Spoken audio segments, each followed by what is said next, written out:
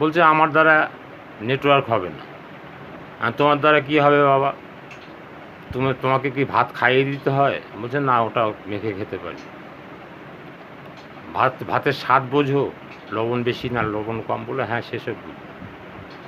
মানে খিদে লাগলে বোঝো? বলে হ্যাঁ, বুঝি। আর খাওয়ার পেলে পেট ভর্তি হয়ে গেলে বোঝো? হ্যাঁ, বলে হ্যাঁ, বুঝি। তা তোমার দ্বারা নেটওয়ার্ক হবে না কেন?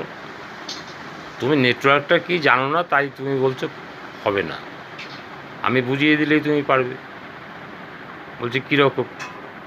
বললাম তোমার কাছে 10 টাকা আছে, ওই 10 টাকাটা একজনকে দিলে সে তোমাকে 12 টাকা দিল। বলে হ্যাঁ, দিল। তাহলে ওইটা তোমার ইন্টারেস্ট হলো। ওইটা একরকম বুদ্ধি খাটিয়ে ইন্টারেস্ট তুমি ইনকাম করলে। আজকে 10 টাকা দিলে কালকেই তুমি 12 টাকা পেয়ে গেলে। এই ধরনেরই হলো নেটওয়ার্ক।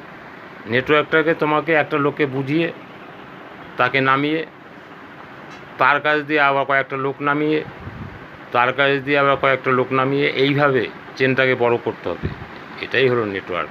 সে তোমায় শিখিয়ে দেবো, অত ভয় নেই। তুমি যখন খিদে পেলে বুঝতে পারো, পেট ভরলেও বুঝতে পারো, লবণ কম হলেও বুঝতে পারবো, লবণ বেশি হলেও বুঝতে পারবো, তুমি পারবে।